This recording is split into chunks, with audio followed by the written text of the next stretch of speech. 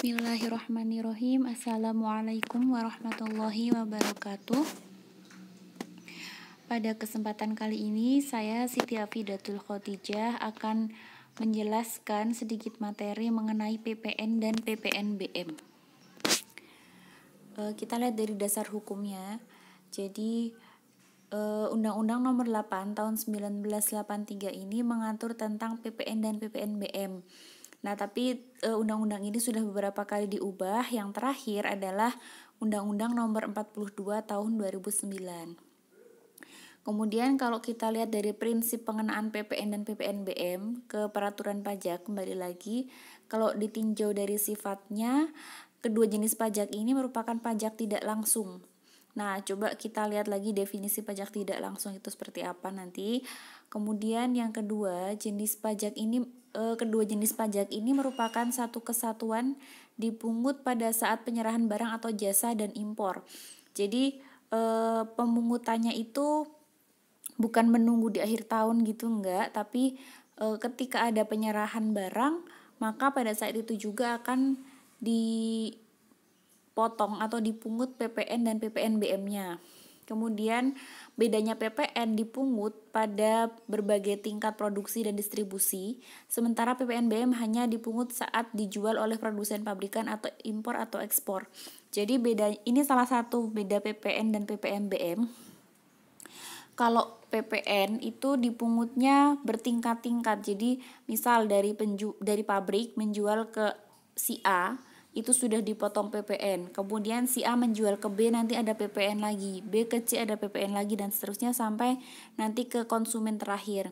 Sedangkan kalau PPNBM itu hanya sekali, dari pabrik menjual ke dari pabrik menjual ke pembeli pertama. Nah, itu baru akan dikenakan PPNBM. Jadi setelah itu tidak dikenakan PPNBM lagi.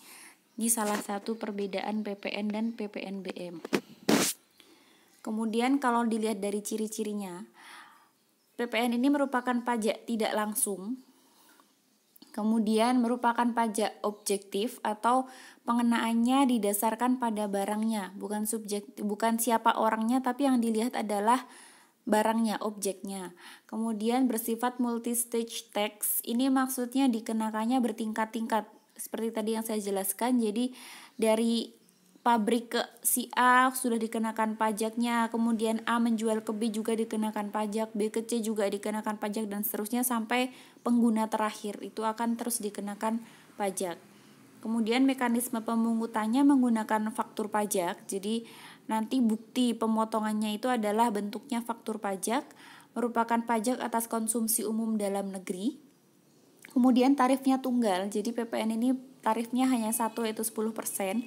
Sedangkan untuk ekspor tarifnya adalah 0%. Kemudian PPN ini tidak menimbulkan pajak berganda. Jadi nanti ada istilah PPN masukan dan keluaran, yang itu salah satu cara untuk menghindari pajak berganda. Pajak berganda itu kan berarti dibayarkannya 2 kali. Nah, walaupun PPN ini dipungutnya dari berbagai tingkat, tapi tidak berganda. Jadi nanti dari A ke B itu sudah dikenakan pajak, B ke C nanti dikenakan pajak, tapi pajak yang dikenakan dari B ke C ini adalah selisihnya saja, bukan sepenuhnya. Kemudian PPN masukan dapat dikreditkan. Jadi nanti ada istilah pengkreditan PPN masukan dan PPN keluaran. PPN masukan itu nanti bisa sebagai pengurang PPN keluaran. Kemudian dasar pengenaan PPN, ini dasarnya adalah penyerahan barang yang dinilai dengan harga jual. Kemudian kalau ada penyerahan jasa dinilainya dengan penggantian, jadi uang pengganti jasa. Kemudian impor itu dinilai dari nilai impornya. Yang terakhir adalah ekspor, itu akan dilihat dari nilai ekspornya. Nah, tapi tadi ya untuk ekspor itu PPN-nya adalah 0%. Jadi harus diingat lagi bahwa tarif untuk ekspor itu 0%. Kemudian selanjutnya tentang ciri-ciri PPNBM. Nah, kalau tadi PPN, sekarang PPNBM. PPNBM ini merupakan pungutan tambahan di samping PPN. Jadi bisa saja satu barang itu dikenakan tarif 2. Jadi ketika ada penjualan barang sudah dikenakan PPN, tapi juga dikenakan PPNBM.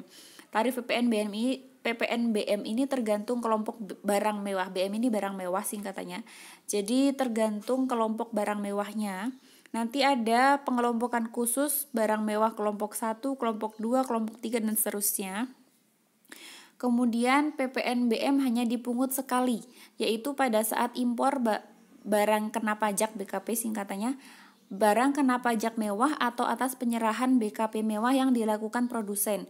Jadi dipungutnya hanya sekali saja, kemudian PPNBM ini tidak bisa dikreditkan. Beda dengan PPN. Kalau PPN bisa dikreditkan, sedangkan PPNBM tidak bisa dikreditkan.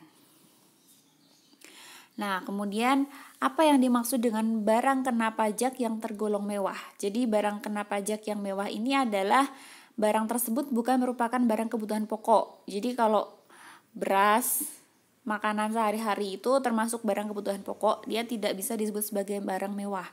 Kemudian barang tersebut dikonsumsi oleh masyarakat tertentu. Jadi tidak semua masyarakat punya barang mewah tersebut. Ada masyarakat tertentu yang mengkonsumsi barang mewah ini.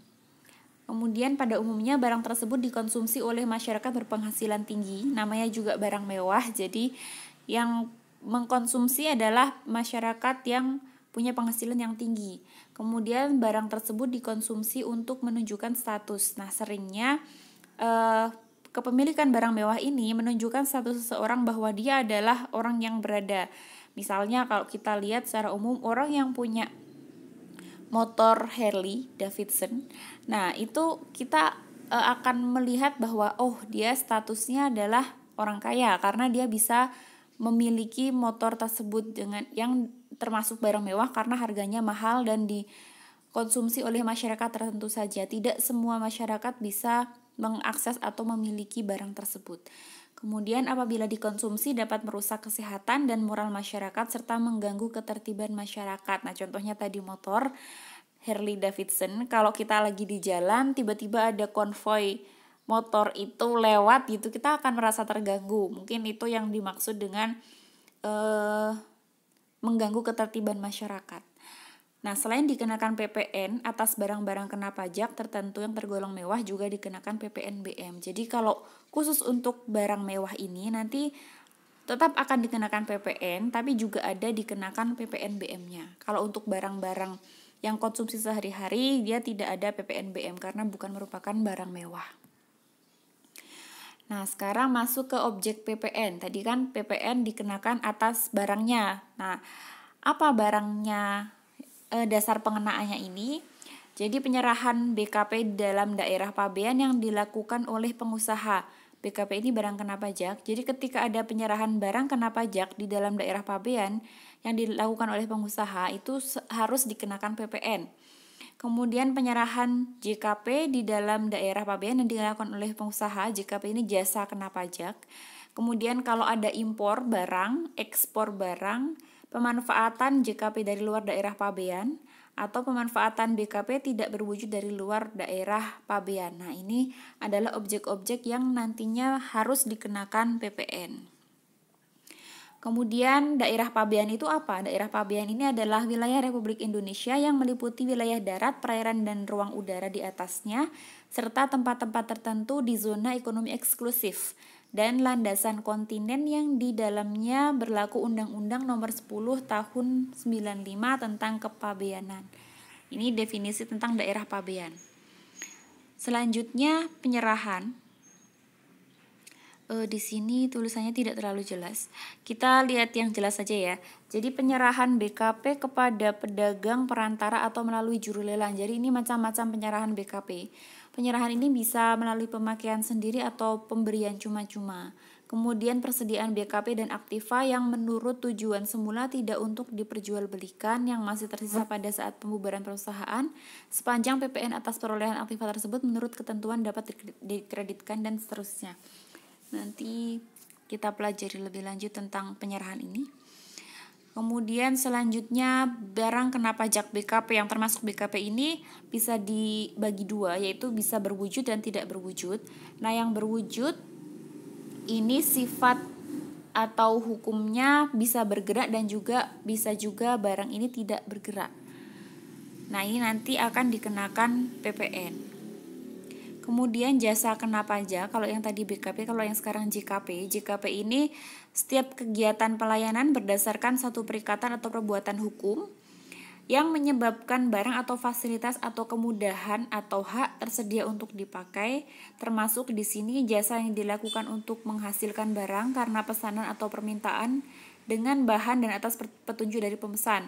Jadi salah satu yang dikenakan pajak adalah ketika seseorang meminta tolong kepada perusahaan tertentu untuk membuatkan sesuatu barang, jadi minta jasanya orang lain untuk membuatkan barang. Nah, itu nanti akan dikenakan jasa kena pajak.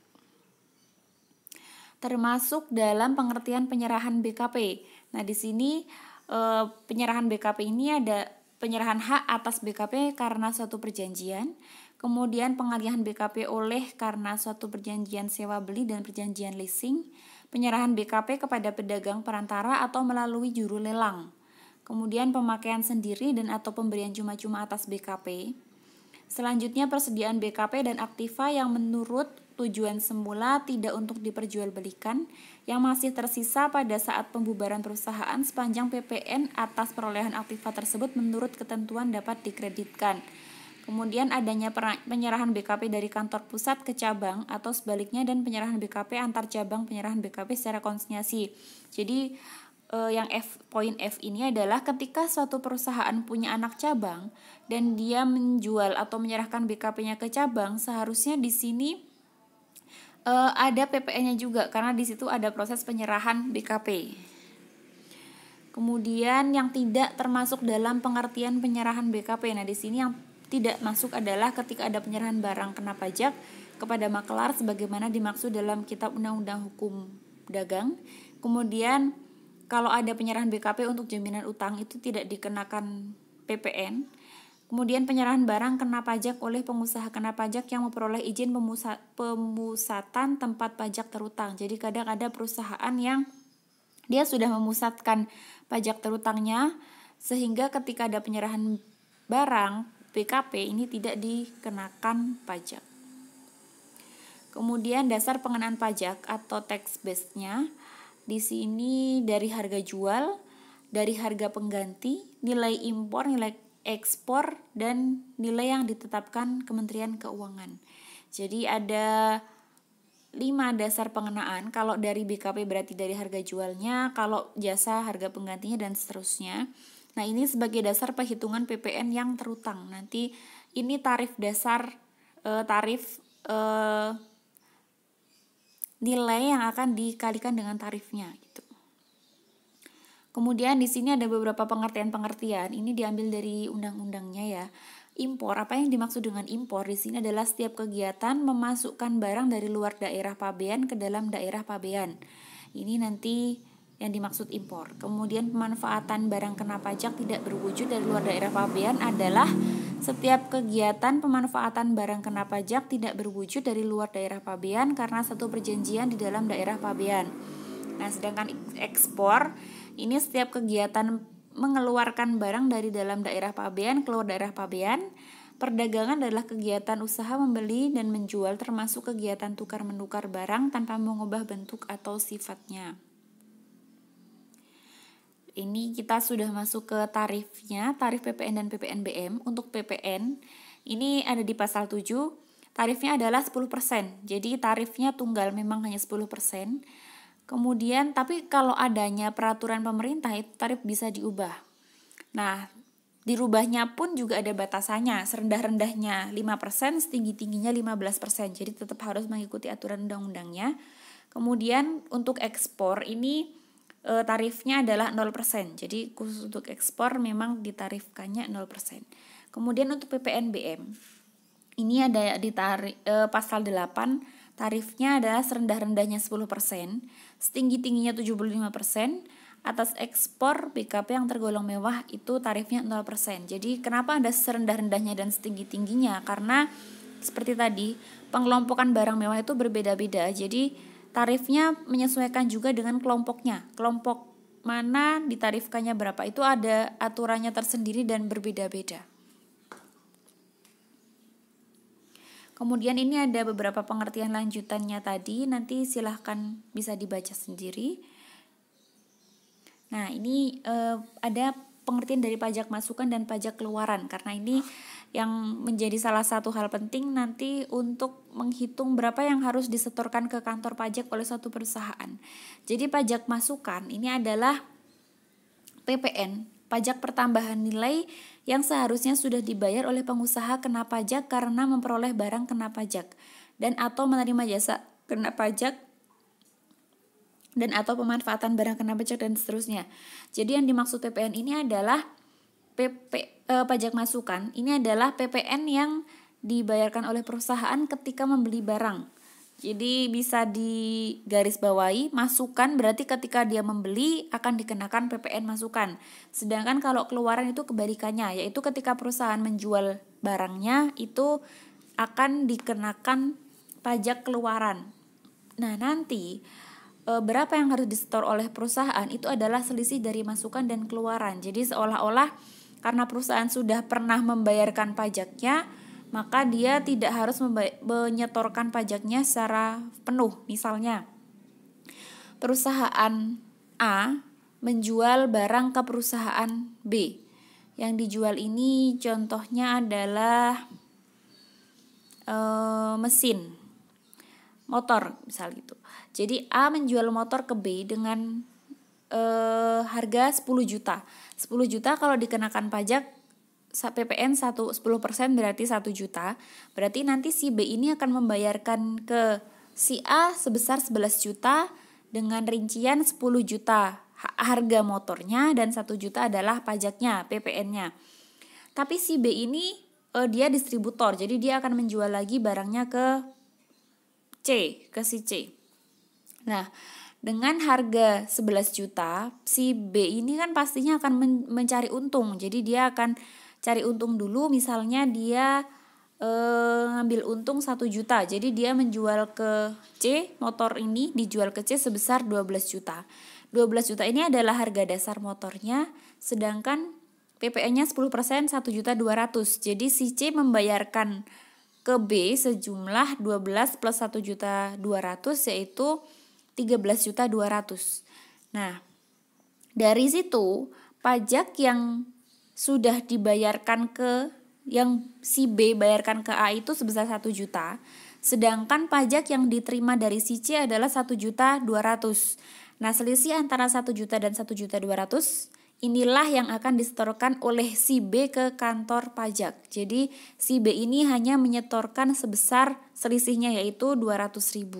Itu yang akan disetorkan ke kantor pajak. Tapi dalam penyetorannya juga harus ada bukti-bukti. Jadi nanti berupa buktinya faktur pajak, dia harus bisa membuktikan bahwa faktur pajak dari perusahaan A 10 juta, kemudian dia yang menerbitkan faktur pajak untuk perusahaan C 1.200.000. Dari situ bisa diselisihkan sehingga nanti ketika membayarkan sebesar 200.000 itu ada buktinya. Nah, untuk pengertian yang lain-lain nanti bisa dibaca sendiri, silahkan.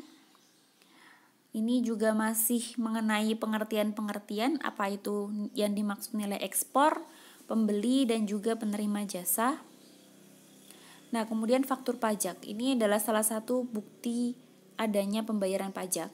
Pengusaha kena pajak atau PKP wajib menerbitkan faktur pajak untuk setiap penyerahan barang kena pajak atau jasa kena pajak. Jadi, ketika perusahaan itu sudah diresmikan menjadi pengusaha kena pajak, maka dia akan dikenakan PPN ketika menyerahkan barang maupun jasa.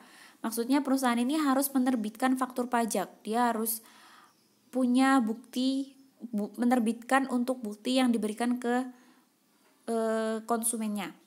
Kemudian faktur pajak harus dibuat pada saat penyerahan BKP dan atau jasa kena pajak, saat penerimaan pembayaran dalam hal penerimaan pembayaran terjadi sebelum penyerahan BKP atau sebelum penyerahan JKP, dibuat saat penerimaan pembayaran termin dalam hal penyerahan setiap tahap pekerjaan. Jadi kalau jenis pekerjaannya ini adalah termin, misal sudah dikerjakan 70%, kemudian baru 20%, baru 10%, nah itu faktur pajaknya juga mengikuti, tidak langsung 100%, tapi mengikuti progres dari pekerjaan tersebut. Kemudian pada saat PKP menyampaikan tagihan kepada bendahara pemerintah sebagai pemungut pajak pertambahan nilai. Kemudian selanjutnya, faktur pajak gabungan harus dibuat paling lama pada akhir bulan penyerahan pajak karena pajak kena pajak dan atau jasa kena pajak. Jadi nanti ada istilah faktur pajak gabungan. Itu adalah faktur pajak ketika perusahaan ini memang memiliki banyak banget kegiatan. Maksudnya dia misal dia perusahaan jasa, dia banyak jasa yang diberikan, maka dia bisa menerbitkan faktur pajak gabungan. Kemudian bentuk dan ukuran formulir faktur pajak disesuaikan dengan kepentingan PKP dan pengadaan formulir faktur pajak dilakukan sendiri oleh PKP. Jadi kalau sekarang karena sudah zaman modern itu pembuatan faktur pajak sudah bisa secara online. Si perusahaan ini bisa mengakses aplikasi online tersebut, memasukkan data-data, kemudian nanti sudah otomatis tercetak faktur pajaknya. Nah, faktur pajak harus diisi secara lengkap, jelas, benar, dan sesuai dengan keterangan sebagaimana dimaksud dalam pasal 13. Jadi di situ harus jelas berapa nominalnya, berapa PKP-nya, berapa pengenaan pajaknya, kemudian ditandatangani oleh pejabat kuasa, itu yang biasanya pejabat yang ditugaskan oleh perusahaan. Nah, selanjutnya selesai. Jadi untuk materi PPN dan PPNBM saya rasa cukup. Terima kasih atas perhatiannya. Saya akhiri. Wassalamualaikum warahmatullahi wabarakatuh.